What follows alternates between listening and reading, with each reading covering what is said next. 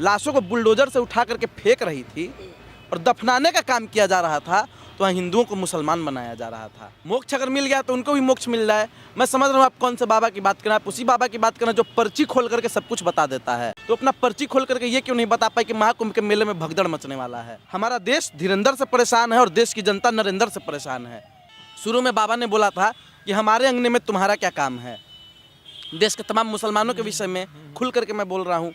और उसके बाद जब महाकुंभ में भगदड़ मची, आपने देखा होगा तमाम देश के मुसलमान भाइयों ने, खास करके प्रयागराज के मुसलमान भाइयों ने अपने घर के दरवाजे खोल दिए। ये वही उत्तर प्रदेश की सरकार है, महाकुंभ के मेले पे फूल बरसाती है, और जब हमारा छात्र जाता है आंदोलन करने के लिए तो उस पर लाठियां बरसाती है। ये बेईमानी है कि नहीं है छात्रों के साथ। अगर आप लोग कुंभ में नहीं जाएंगे तो आप देशद्रोही हैं, और अगर चले जाएंगे दब करके मर जाएंगे तो आपको मोक्ष मिल जाएगा। मोक्ष पाना जरूरी है या देशद्रोही कहलाना जरूरी है? हम देशद्रोही कहलाएं या मोक्ष पालें?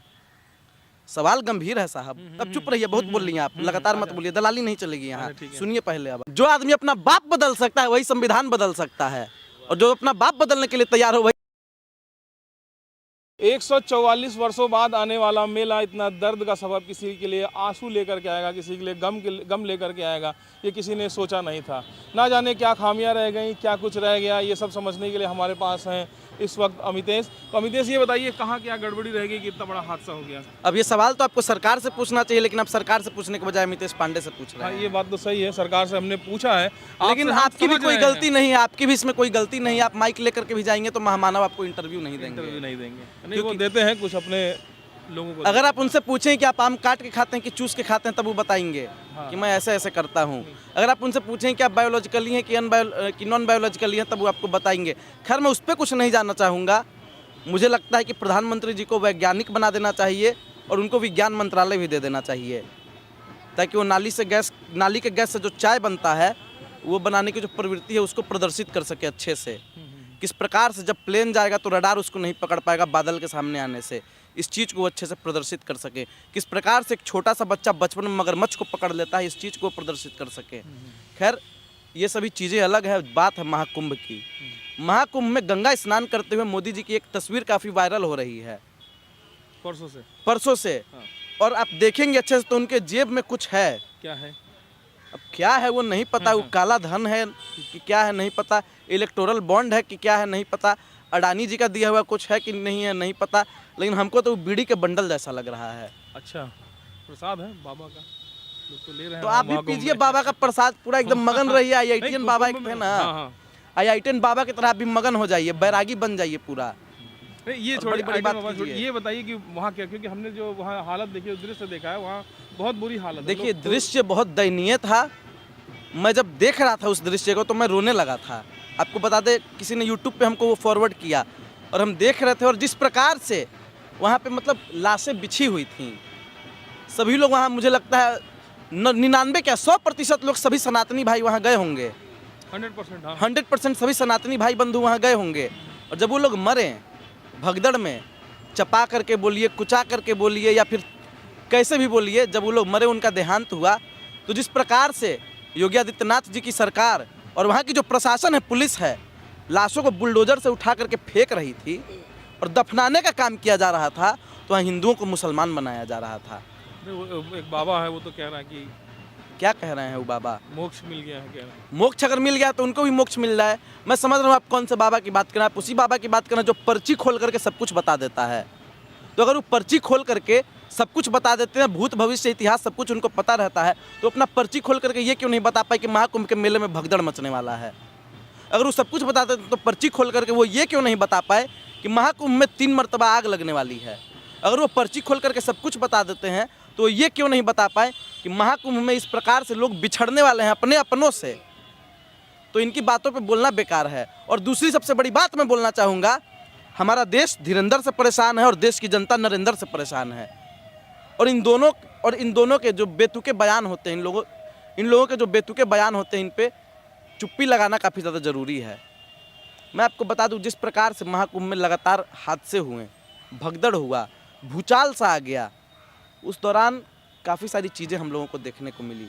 शुरू में बाबा ने बोला था कि हमारे अंगने में तुम्हारा क्या काम है। देश के तमाम मुसलमानों के विषय में खुल करके मैं बोल रहा हूँ। और उसके बाद जब महाकुंभ में भगदड़ मची, आपने देखा होगा तमाम देश के मुसलमान भाइयों ने, खास करके प्रयागराज के मुसलमान भाइयों ने अपने घर के दरवाजे खोल दिए, खिड़कियाँ खोल दी, जिसके घर में जो था खाने पीने के लिए सारा कुछ मुहैया कराया। मस्जिदें खुल गई और बाड़े खुल गए। मस्जिदों की तो आप बात छोड़िए, तमाम जो अखाड़े थे साधु संतों के वो सब बंद हो गए थे। तमाम मंदिरें बंद कर दी गई थी। तमाम जो बड़े बड़े साधु सन्यासी थे, तमाम जो बड़े बड़े राजनेता थे जहाँ ठहरे हुए थे, उस सारी जगहों को बंद कर दिया गया था। बहुत कहेंगे आप मुस्लिम हैं, कोई कहेगा मुल्ला है, आप तारीफ कर रहे हैं मस्जिद की। मुल्ला, हाँ। पहले पत्रकार महोदय आप थोड़ा मर्यादा में बोलिए। मुल्ला क्या कह रहे हैं, मुसलमान बोलिए। मैं नहीं बोलूँ, मैं कह रहा हूँ लोग कहेंगे आप। भारत के अभिमान है मुल्ले, नई भारत की शान है मुल्ले, और जब भारत पे खतरा छाएगा हर एक मुल्ला आगे आएगा। ये भाषा मेरी नहीं है, ये भाषा। हाँ, तो मैं उनकी ही भाषा में उनको बोल रहा हूँ। हमारे देश के मुसलमान भाइयों को सम्मान देना होगा, क्योंकि वो भी इस देश के नागरिक हैं। दूसरी सबसे बड़ी बात मैं बता दूं, मुसलमानों से किस बात की नफरत आप कर रहे हैं? APJ अब्दुल कलाम का नाम सुना है कि नहीं? अगर कलाम साहब के समय में भी हिंदू मुसलमान हुआ होता तो आज अब्दुल कलाम साहब मिसाइल मैन नहीं कहे जाते हैं। और जहाँ तक बात है मुसलमानों के आने पर बैन लगाने की, बैन कोई किसी पे नहीं लगा सकता। आप बताइए, आप हमारे दरवाजे पे अगर आएँ और आपको हम लौटा दें वहाँ से, या फिर आपका इंसल्ट करें, तो फिर आप दोबारा हमसे बात करेंगे? नहीं करेंगे। लेकिन खुल करके इस देश में हमारे अल्पसंख्यकों के प्रति नफरत फैलाई गई, नफरत का जहर बोया गया। कुछ सरकारी साधु, कुछ सरकारी संत, कुछ सरकारी पत्रकार मिल करके बड़े अच्छे से इस चीज़ को प्रचलित भी किए हैं। लेकिन जब भगदड़ आई तो कौन सामने आया? अब्दुल आया बचाने के लिए, कोई नरेंद्र नहीं आया, कोई आदित्यनाथ नहीं आया। लाखों ऐसे किस्से मिलेंगे हमारे समाज में। झांसी में भी मेडिकल कॉलेज में आग लगी थी तो बचाने वाला एक मुस्लिम था। भगदड़ में भी कई जगह मुसलमानों ने हाथ बटाया, जो मदद की, यहाँ तक कि भगदड़ में घायलों को भी निकालने का काम किया है मुसलमानों ने। तो जो लोग उन लोगों की बातों में आ जाते हैं, जो इस तरह के सांप्रदायिक तनाव पैदा करते हैं, उन लोग को एक बार आंखें खोल करके ये सारी चीज़ें देखनी चाहिए। और कम से कम अब से तो भैया मस्जिद के नीचे मंदिर ढूंढना बंद करो। और जो भारत की गंगा जमुना तहजीब, मंदिर और मस्जिद की जहाँ तक बात है, मैं एक बात बोलूँगा, मंदिर मस्जिद बने न बिगड़े, सोन चिड़िया बनी रहे और देश की जनता भाड़ में जाए, आपन सत्ता बनी रहे। यही भाजपाइयों का कहना है और भाजपाइयों की नीति है। और मंदिर और मस्जिद की जहाँ तक बात है, मस्जिदें खोदने की बात जहाँ तक की जाती है, संभल में कई मामला हुआ। संभल का जो मामला था, अंत में क्या हुआ? वो मस्जिद निकली।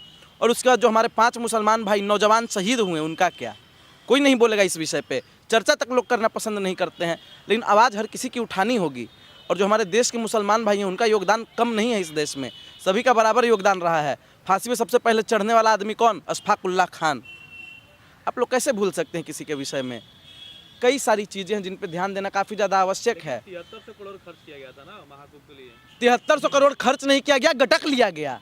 भव्य कुंभ महाकुंभ दिखाया जा रहा था। हाँ, इतना भव्य था कि धीरेन्द्र शास्त्री पे सारा फोकस था। अभी भी कैमरा धीरेन्द्र शास्त्री पे रहता है। महामानव गए तो पूरे दिन सारा जो टीवी चैनल था, यूट्यूब चैनल था, सब जगह मोदी जी का ही दिख रहा था। इंतजाम तो किया गया, इतने हॉस्पिटल बना दिए गए, इतने बेड लगा दिए गए, उसके बाद शौचालय लाखों में वहाँ पर है। हाँ, तो फिर काहे के लिए आप फायर ब्रिगेड्स की महाराज सुनिए, जब कोरोना का समय था तो यही बाबा थे सत्ता में, मुख्यमंत्री योगी आदित्यनाथ जी थे।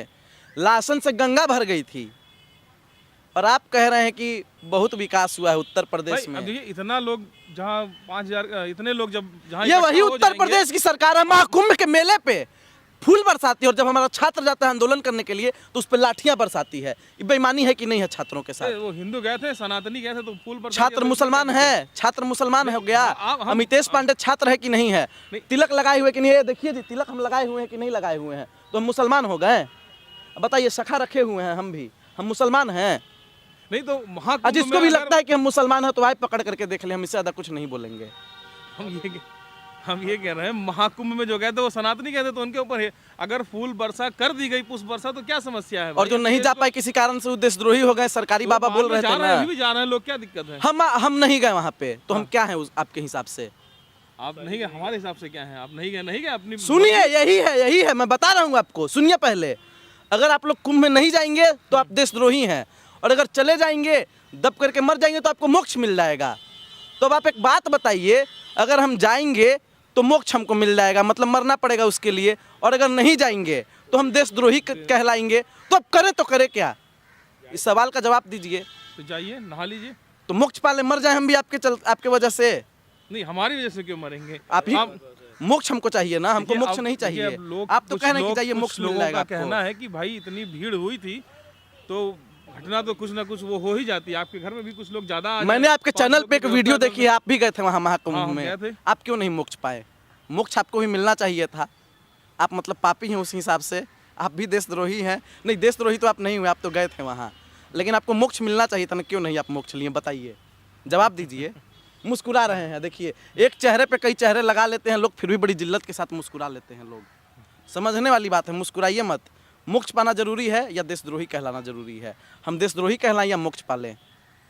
सवाल गंभीर है साहब, मतलब काफ़ी ज़्यादा गंभीर सवाल है। जो भी लोग बाबाओं को मानते हैं सनातन धर्म में, अगर धर्म पे सबसे ज़्यादा खतरा आता है तो ब्राह्मण तिल मिलाता है। अमितेश पांडे भी ब्राह्मण है, और धर्म पे खतरा अगर कोई डाल रहा है तो भाजपा डाल रही है और कुछ सरकारी संत डाल रहे हैं। अब कैसे मैं इस बात को बताता हूँ। भाजपा आप कैसे धर्म पे संकट डाल रही? भाजपा तो मान लीजिए आरएसएस का विंग ठेकेदार है। आरएसएस और हिंदू धर्म के नाम पे सारे हिंदुत्ववादी, सारे सनातनी भाजपा को वोट करते हैं।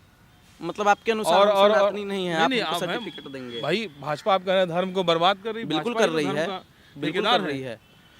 फिर वही बात, धर्म की ठेकेदार है, धर्म की ठेकेदार है, धर्म की ठेकेदार है। आपका धर्म भाजपा है, भगवान मोदी हमारा है। धर्म भाजपा नहीं है। जैसा का पापा भगवान हो रहा है। और कौन धर्म की बात करता है? कांग्रेस करती है, आम आदमी पार्टी करती है, सपा करती है। वही बात है, धर्मो धर्म धीरेन्द्र शास्त्री। राम को कौन लाया? राम को कौन लाया? मोदी जी ला दिए। और क्या भाजपा लाई है? देखिए, मैं अभी एक्सपोज कर रहा हूँ पत्रकार महोदय, कोई कह रहे हैं कि मोदी जी लाए हैं और भाजपा लाई है। सुनिए एक सेकंड, अब चुप रहिए, बहुत बोल रही हैं आप, लगातार मत बोलिए, दलाली नहीं चलेगी यहाँ। सुनिए पहले अब आप, राम मंदिर कैसे बना? कोर्ट से बना कि नहीं बना? कोर्ट के आदेश से बना ना? मान लीजिए मामला भी हाँ या ना, आप सिर्फ हाँ या ना बोलिए। कोर्ट के आदेश से बना कि नहीं बना? कोर्ट किससे चलता है? भारत के संविधान से चलता है कि नहीं चलता है? कोर्ट भारत के संविधान से चलता है। भारत का संविधान कौन लिखे? बाबा साहेब अम्बेडकर। तो राम मंदिर कौन बनवाए? बाबा साहेब अम्बेडकर बनवाए कि मोदी जी बनवाए? सवाल का जवाब आप दीजिए। कोर्ट में तो इतने मामला लंबित था इतने सालों से। फिर वही बात, आप मतलब बाबा साहब पे सवाल उठा रहे हैं? नहीं, बाबा साहब पे सवाल ये आप मेरे मुंह में डाल रहे हैं सीधे। मुंह में हम नहीं डाल रहे हैं। बाबा साहब पे सवाल नहीं उठा रहा। कोर्ट किस चीज से चलता है? भारत के संविधान से चलता है कि नहीं चलता है? भारत का संविधान कौन लिखा? बाबा साहेब अम्बेडकर लिखे। तो फिर राम मंदिर बाबा साहेब अम्बेडकर बनवाए कि धीरेन्द्र शास्त्री बनवाया कि नरेंद्र मोदी बनवाए? आप बताइए। नहीं, उनके समर्थक तो मान रहे हैं ना, समर्थक, और वोट इसीलिए दे रहे हैं। देखिए, अंधभक्त भारत तो नहीं मासूम सुनिए, है। भारत को हिंदू राष्ट्र बनाने का ठेका किसको दिया है? उनके समर्थकों ने। हिंदू राष्ट्र बनाने का? ये देश संविधान से चलेगा कि हिंदू राष्ट्र से चलेगा? ये देश सबका है। भारत का संविधान क्या कहता है? प्रियम्बल क्या कहता है? आप इस चीज पे जाइए। दूसरी सबसे बड़ी बात, वही तो बदलना है। बदलना है, वही तो बदलना है। देखिए ओ भाई लोग सुनिए, जो आदमी अपना बाप बदल सकता है वही संविधान बदल सकता है, और जो अपना बाप बदलने के लिए तैयार हो वही संविधान बदलने की बात कर सकता है। इस देश का बाप अगर कोई है तो संविधान है, और संविधान के अलावा कुछ नहीं है। सबसे पहला अगर कोई ग्रंथ है तो संविधान है, उसके बाद ही गीता है, कुरान है, बाइबल है, और भी कुछ है। तो इस चीज़ को समझने की ज़रूरत है। ना गीता मुझे ना गीता मुझे, ना रामायण मुझे, ना कुरान चाहिए, मुझे बाबा साहब का लिखा हुआ संविधान चाहिए। तो संविधान से चलेगा, और संविधान बोलता है कि इस देश का हर एक व्यक्ति एक बराबर है, समान है। और संविधान बदलने की जहाँ तक बात हो रही है ना, तो अमन छीन लेंगे, चमन छीन लेंगे, अमन छीन लेंगे, चमन छीन लेंगे, और संविधान बदलने की बात करोगे तो तुम्हारी अर्थी पे से कफन छीन लेंगे। संविधान कोई नहीं बदल सकता है अमितेश पांडे के रहते। संविधान जहाँ अगर कोई बदलने की बात करेगा तुरंत हाथ में राख लगाएंगे, उसका जीभ खींच लेने का काम करेंगे। बहुत फुटेज आ रहा है कि आधी जो संगम दिखाया सुनिए एक सेकेंड, सुनिए। 10% लोग, मुश्किल से 5% लोग हैं, बाकी की पूरी भीड़ एक तरफ है। वीआईपी कल्चर वहाँ पर जो सारे, एक दिन पहले भी 29 को हादसा हुआ, 28 से ही सारे जो पीपे का पुल था सारा बंद कर दिया गया था कि वीवीआईपीज जाएंगे। वीवीआईपीज जाएंगे? वीवीआईपीज नहीं, सीधा बोलिए कि जय शाह के पापा के लिए ऐसा हुआ था, और जय शाह का पापा इतना खराब आदमी। सिर्फ जय शाह के पापा थोड़ी ना गए थे, जय शाह का पापा गया, उसके 2 दिन के बाद इस तरह का घटना हुआ, तो हम जय शाह के पापा से सवाल नहीं करें? उसके बाद और भी लोग गए, अखिलेश यादव भी गए थे। आपको दिक्कत अखिलेश जी से? मुझे दिक्कत नहीं है, मैं बता रहा हूं है साहब आपको कि अखिलेश यादव भी तो गए हुआ था गरूर जो अयोध्या ने मिटा दिया। अच्छा चलिए, राम जी ने अपने असली भक्त को जिता दिया। अच्छा सुनिए, रामदेव और राम जी का खत्म है बीजेपी से विश्वास। योगी आदित्यनाथ भी गए और अयोध्या से जीते हैं अवधेश प्रसाद। अरे मेरे भाई सुनिए, तो हम ये कह रहे हैं कि सिर्फ जो है वो और संविधान मिटाने वाले को ही मिटा दिया, राम जी ने अपने असली भक्त को जिता दिया, और आप उस अखिलेश यादव के बारे में कह रहे हैं। अमित सुनिए, मैं सिर्फ अखिलेश यादव का नाम नहीं लिया, मैं बोला अमित शाह, अखिलेश यादव जी खुद भगवान श्री कृष्ण के वंशज हैं। उसके बाद योगी का भी नाम, अखिलेश यादव जी खुद भगवान श्री कृष्ण के वंशज हैं। आपका अंबानी का नाम नहीं लिया अभी? अंबानी का नाम आप नहीं ले रहा हूँ, अनिल अंबानी भी गए थे। तो मैं ये कहने में, तो फिर अमित शाह से आपको इतनी क्यों दिक्कत? वीआईपीज तो बहुत सारे गए थे। देखिए दिक्कत इसलिए है क्योंकि जो जय शाह के चाचा हैं वो जाते हैं मैच देखने के लिए, तो भारत मैच हार जाता है। जय शाह के चाचा भारत में जब रहते हैं और उस दौरान आपका चंद्रयान लॉन्च होता है, विफल हो जाता है, और जयशाह के चाचा जब बाहर दूसरी बात तो रहते हैं- सफल हुआ तब भी तो वो थे। नहीं थे यहाँ, आप लिख के ले लीजिए, कहीं भी आप सर्च कर लीजिए, पता कर लीजिए, नहीं थे अरे यहाँ वो। प्रधानमंत्री तो नहीं थे, प्रधानमंत्री जी नहीं थे यहाँ। मोदी जी भारत नहीं के थे। प्रधानमंत्री थे ना। फिर वही बात, भारत के प्रधानमंत्री थे ना, तो भारत के प्रधानमंत्री वो तब भी हैं जब महाकुंभ का ये भगदड़ मचा, तो भगदड़ के लिए भी जिम्मेदार प्रधानमंत्री जी हुए। महंगाई बढ़ गई तो उसके लिए भी जिम्मेदार प्रधानमंत्री हुए। बेरोजगारी बढ़ गई उसके लिए भी जिम्मेदार प्रधानमंत्री हुए। धीरेन्द्र शास्त्री बेतु का बयान दे रहा है उसके लिए भी जिम्मेदार ये प्रधानमंत्री जी हुए। तो हर चीज़ के लिए जब अच्छा काम के लिए क्रेडिट देना है महामानव को, तो खराब काम के लिए भी क्रेडिट दीजिए। सिर्फ अच्छा के लिए करना है, मोदी नामा और योगी नामा नहीं पढ़ना है। यहाँ पे सच्चाई की बात करनी है, और सच्चाई यही है कि भगवान भी नहीं चाहते हैं कि अब भाजपा ज़्यादा दिन सत्ता में रहे। मोदी जी की आप बुराई कर रहे हैं भाई। मेला प्रशासन सारा कुछ यूपी में हुआ था और जिम्मेदारी थी योगी जी कंधे पे। मेले का प्रभारी कौन है पता है आपको? नाम पता है मेले के प्रभारी का? नहीं पता चलेगा, क्योंकि भाजपा की सरकार है, आप सवाल भी नहीं पूछेंगे। लेकिन वही हम बता दें कि जब इससे पहले कुंभ का मेला लगा था, अखिलेश यादव जी मुख्यमंत्री थे, और उस दौरान आजम खान जी को मेले का प्रभारी बनाया गया था, और इतना शानदार मेले का आयोजन कराया था आजम खान साहब ने कि उसकी क्या बात की जाए। 2013 में 2000 हादसा हुआ था। हादसा कहाँ हुआ था? Mughalsarai railway station. तो रेलवे स्टेशन पे हुआ, तो उसके लिए जिम्मेदार आजम खान साहब हैं। वाह भाई वाह वाह, बहुत बढ़िया पत्रकारिता कर रहे हैं, बहुत बढ़िया बहुत बढ़िया बहुत बढ़िया। मतलब इतना अंजना दीदी भी नहीं करती जितना बढ़िया से आप कर रहे हैं। चलिए, इतना बढ़िया से सुधीर चौधरी जी भी नहीं सवाल पूछते हैं जितना बढ़िया से आप पूछ रहे हैं। इसके लिए तो जिम्मेदार लोग ही होंगे। सारी जिम्मेदारी लोगों की थी, लोगों को अपनी सुरक्षा खुद करनी चाहिए थी। प्रधानमंत्री जी का कोई दोष नहीं है, मेले के आयोजकों का कोई दोष नहीं है। आजम खान मैं साहब, उस वक्त की भी बात बता रहा हूँ। मैं वही तो बता रहा हूँ, जब रेलवे स्टेशन पे हादसा हुआ आजम खान साहब ने इस्तीफा दिया, और माफ़ी मांगते हुए इस्तीफा दिया था। दूसरी सबसे बड़ी बात, उस दौरान अगर आप देखते होंगे, जो त्रिवेणी संगम का तट था, चांदी की तरफ पानी चमक रहा था, और अभी कितनी गंदगी है आपको पता है। आप देख लीजिए दिल्ली में आम आदमी पार्टी की सरकार कुछ दिनों से थी, उसके बाद लोकसभा में तो भाजपा ही है, लगभग कई वर्षों से 11-12 वर्षों से भाजपा है लोकसभा में। और यमुना नदी, उसका पानी कितना साफ है आपको भी पता है, अमितेश पांडे को भी पता है, और आपकी ऑडियंस भी जान रही है। यमुना नदी के विषय में एक और बात कहना चाहूँगा, जब धर्म पे ही बात हो रही है, तो भगवान श्री कृष्ण का नाम आपने सुना होगा और श्रीमद् भगवत गीता भी पढ़ी होगी। जिक्र है कि जब भगवान श्री कृष्ण यमुना नदी के किनारे गाय भैंस चराने जाया करते थे और खेला करते थे, क्रीड़ा करते थे, उस दौरान तो वहाँ एक कालिया नाग रहा करता था। और मैं दावे के साथ कह सकता हूँ कि जब यमुना नदी में कालिया नाग रहा करता होगा ना, उस दौरान भी यमुना का पानी इतना प्रदूषित नहीं होगा जितना आज है। इसका जिम्मेदार कौन है?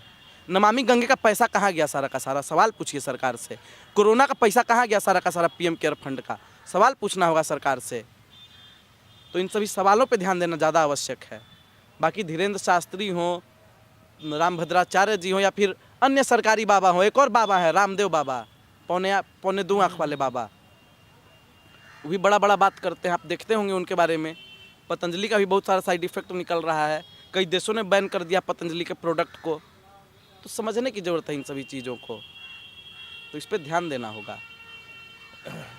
तो ये अमितेश थे, और जो हादसा हुआ है कुंभ में वो बिल्कुल बहुत ही दर्दनाक था और रियली वो हृदय विदारक था। हम लोग वहाँ पर उस वक्त मौजूद थे। अमितेश से उसी सिलसिले में बात हो रही थी, लोगों की क्या राय है।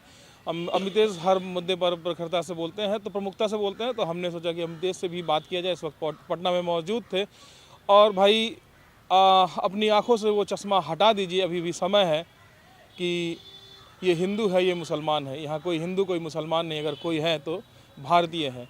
और आप देख रहे हैं भारत एक नई सोच में।